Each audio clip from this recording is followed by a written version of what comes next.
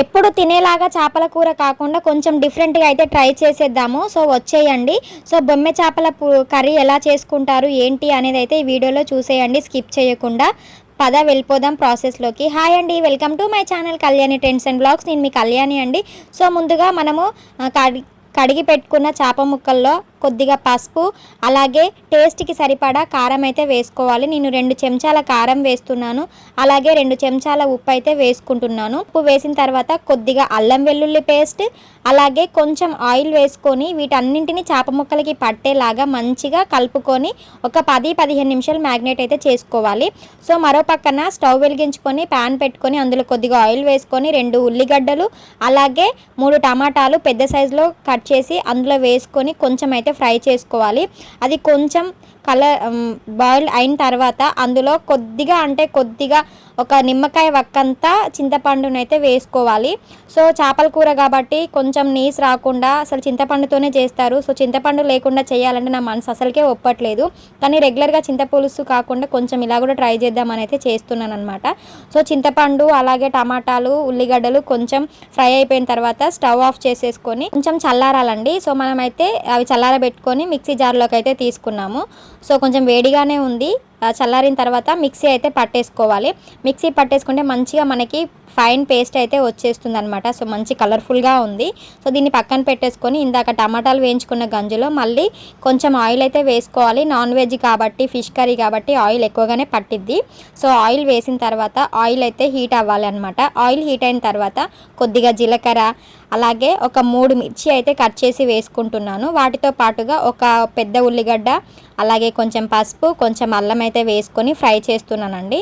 So కొంచెం అక్కడే ఉండి ఫ్రై చేసుకోవాలి. ఎందుకోసం అంటే ఆల్రెడీ మనం ఇందులో టమాటాలు అలాగే ఉల్లిగడ్డ వేయించాం కాబట్టి అది గంజు అనేది మాడ అంటుకుంటుంది. అలా అంటుకోకుండా ఉండడం కోసం అయితే సో అవి మంచిగా ఫ్రై అయిన తర్వాత ముందుగా మనం మ్యాగ్నేట్ చేసి పెట్టుకున్న ఫిష్ ముక్కలను అయితే అందులో ఒక్కొక్కటిగా వేసుకోవాలి. సో అలా ఒక్కొక్కటిగా మొత్తం అయితే మనము ట్రాన్స్ఫర్ చేసుకోవాలి దానిలోకి.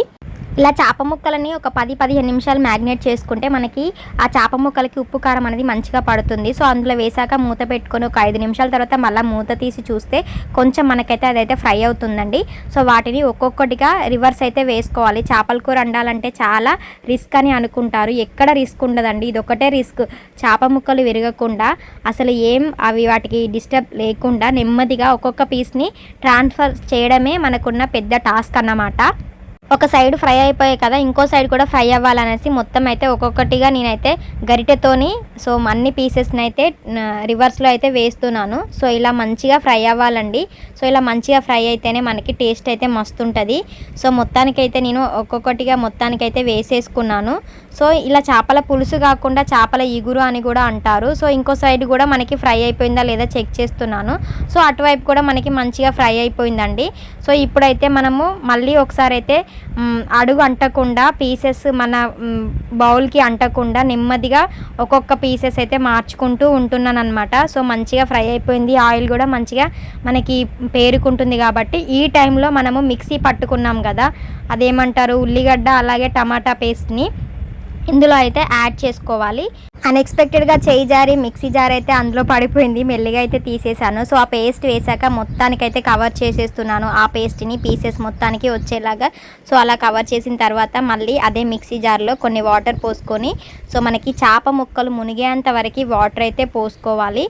ఇలా వాటర్ పోసుకున్నాక చేప ముక్కల్ని మధ్యలోకి జరుపుకుంటూ సో మనము మిక్సీ పట్టుకున్న టమాటా ప్యూరీ అయితే మొత్తం చేప ముక్కలకి పట్టేలాగా మొత్తం వాటికి అంటేలాగా అయితే నేను ఒకసారి గరిటెతోనైతే నెమ్మదిగా కలుపుతున్నాను. సో ఆటుమూటుగా కలిపితే ఏమవుతుందంటే చేప ముక్కలు అయితే విరిగిపోతాయి, చూసుకోండి. సో మధ్యలో అడుగంటకుండా నెమ్మదిగా అయితే కలుపుతున్నాను. సో ఇలా కలుపుకున్నాక ఇలా మసులుతున్న టైంలో మనకి కొంచెం కారం అయితే తక్కువ అనిపించింది. అందుకే 1 స్పూన్ కారం వేస్తున్నాను, అలాగే 1 స్పూన్ ఉప్పు కూడా యాడ్ చేస్తున్నాను ఇదే టైంలో. సో మసులుతున్న టైంలో వేసుకోవాలన్నమాట. సో వేసి మళ్ళీ ఒకసారి చేప ముక్కలని కొద్దిగా విరగకుండా నెమ్మదిగా జాగ్రత్తగా కలుపుకోవాలి. సో కలుపుకొని మళ్ళీ ఒకసారి అయితే మూత పెట్టేసుకోవాలి.